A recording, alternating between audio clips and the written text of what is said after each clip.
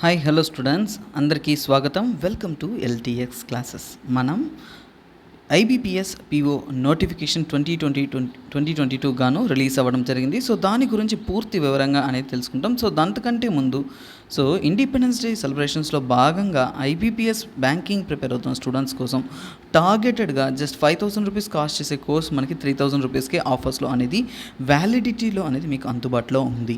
అందువలనే ఇలాంటి ఒక అద్భుతమైన అవకాశాన్ని సద్వినియోగం చేసుకోగలరని తెలుపుతున్నాను. ఎందుకంటే చూడండి, just SSB bank, RRB complete package of courses అనేది 10,000 రూపీస్ కాస్ట్ చేసే కోర్స్ మన ఎల్టీఎక్స్లో just for the cost of 5,000కి అనేది అవైలబుల్గా ఉంది.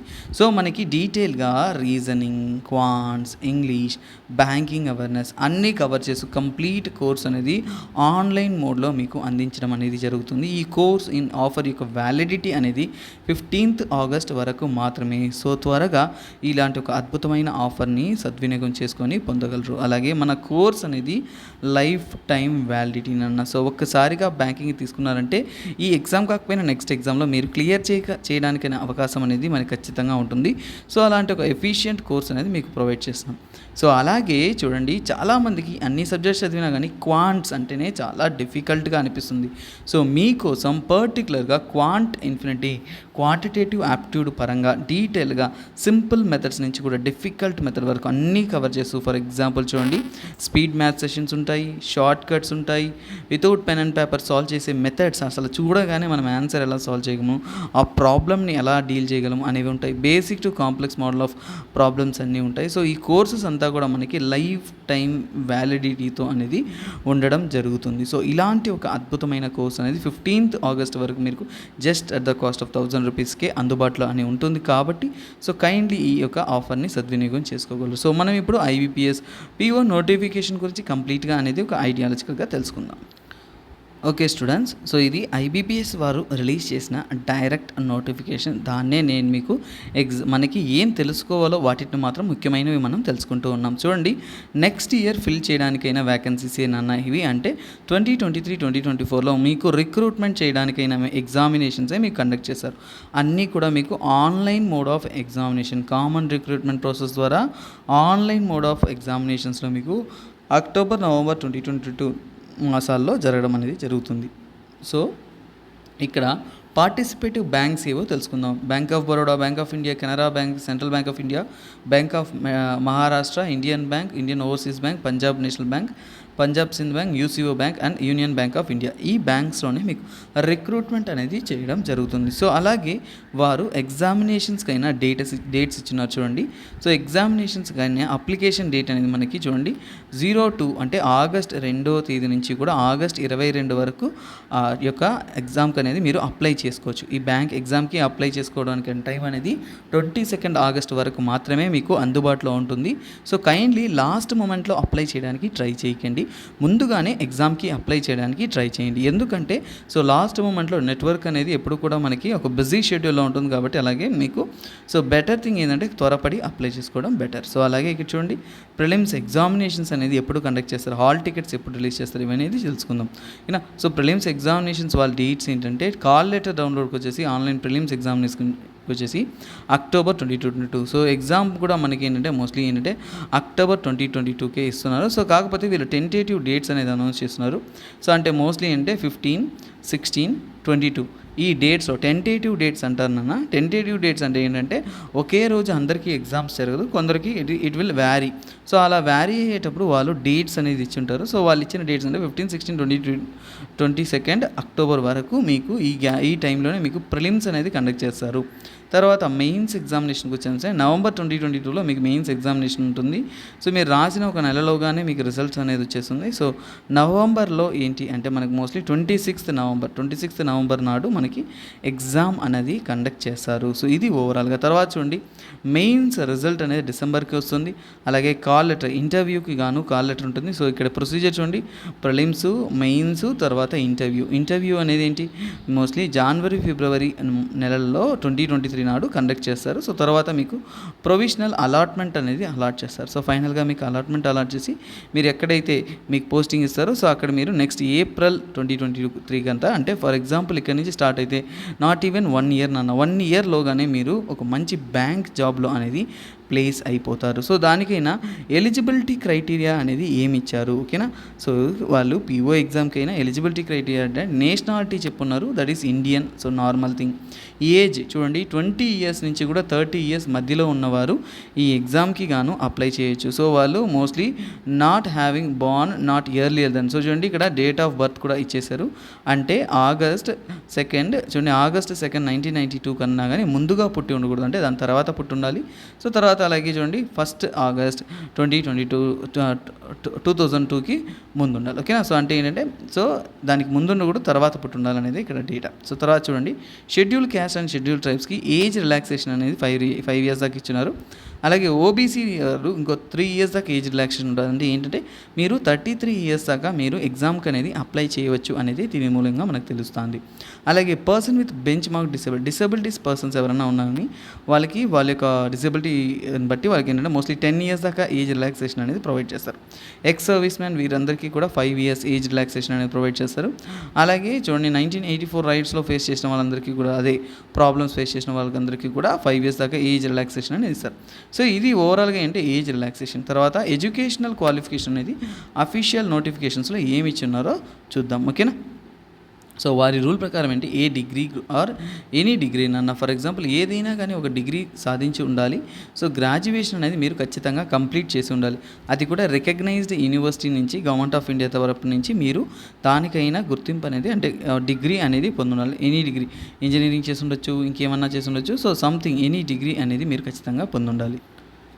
నెక్స్ట్ మనం ఎగ్జామినేషన్ ఎలా జరుగుతుంది, ఆన్లైన్ ఎగ్జామినేషన్స్ గురించి క్లియర్గా తెలుసుకుందాం. సో దీంట్లో ఏంటి అంటే చూడండి ప్రిలిమినరీ ఎగ్జామినేషన్స్, ప్రిలిమ్స్ ఎగ్జామినేషన్స్లో ఏ టాపిక్స్ ఉంటాయి, దాని యొక్క వెయిటేజ్ ఏంటి, టైం అలాట్మెంట్ కూడా తెలుసుకోవాలి. సో ఇక్కడ చూడండి ఇంగ్లీష్కి మీకు 30 క్వశ్చన్లు ఇస్తారు, 30 క్వశ్చన్స్ 30 మార్క్స్ అనేది, అంటే each question carries 1 mark. So 1 mark అనేది మీకు ఒక్కొక్క క్వశ్చన్కి అనేది మీకు కేటాయించడం జరుగుతుంది. అలాగే చూడండి సో మీడియం అనేది ఇంగ్లీష్లోనే ఉంటుంది. అలాగే మనకి టైం స్లాట్ చూడండి ఈ యొక్క ఇంగ్లీష్ యొక్క 30 క్వశ్చన్లు రాయడానికి మీకు ఓన్లీ 20 నిమిషాలు అంటే 20 మినిట్స్ మాత్రమే అందుబాటులో ఉంటుంది. అంతలోగానే మీరు రాయాలి, ఎందుకంటే సెక్షనలైజ్డ్ టైమింగ్ అనేది మనకి ఖచ్చితంగా అనేది ఉంటుంది. సో అలాగే మనం చూసామంటే నెక్స్ట్ ఏంటంటే క్వాంటిటేటివ్ యాప్టిట్యూడ్ అనేది ఉంటుంది. సో అది ఏంటంటే 35 క్వశ్చన్స్ ఉంటాయి, 35 marks, each question mark carries 1 mark. So అందువల్ల 20 మినిట్స్ అలాట్ చేస్తారు. అలాగే రీజనింగ్ ఎబిలిటీకి 20 మినిట్స్ అలాట్ చేస్తారు. సో మొత్తానికి ఓవరాల్గా ఈచ్ ఒక టాపిక్ ఈచ్ సెక్షన్స్కి అనేది మనకి 20 మినిట్స్ అనేది అలొకేట్ చేస్తారు. సో నెంబర్ ఆఫ్ క్వశ్చన్స్ అనేది కూడా మనకు అర్థమైంది. సో తర్వాత ఏంటంటే ఇక్కడ చూడండి ఓవరాల్గా total ప్రిలిమ్స్లో 100 questions 100 marks.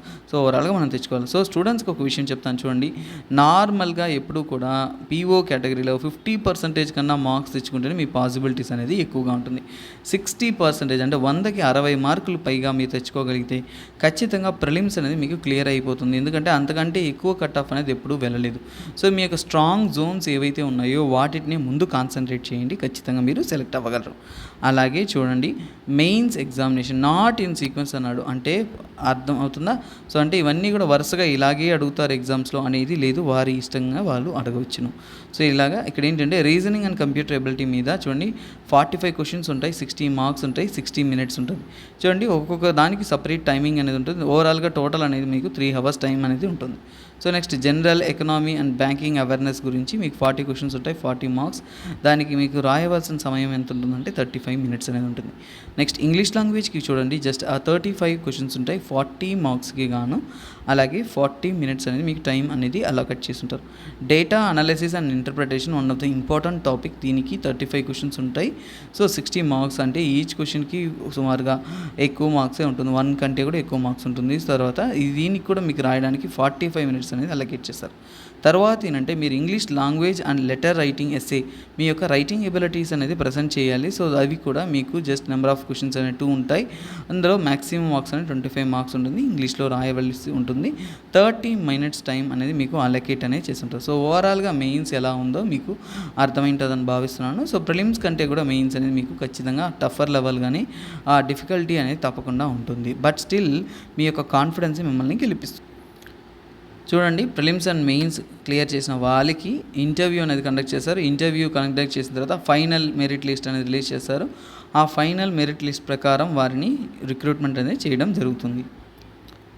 Okay students, application fee details తెలుసుకుందాము. సో ఫీ విషయానికి వచ్చారంటే ఎస్సీ, ఎస్టీ మరియు పీడబ్ల్యూబీడీ అంటే ఓకే ఎవరెవరైతే డిసేబుల్డ్ ఉంటారో సో వారందరికీ కూడా జస్ట్ 175 రూపీస్ అనేది మీకు కాస్ట్ అవుతుంది ఫర్ ద అప్లికేషన్ ఫీజ్.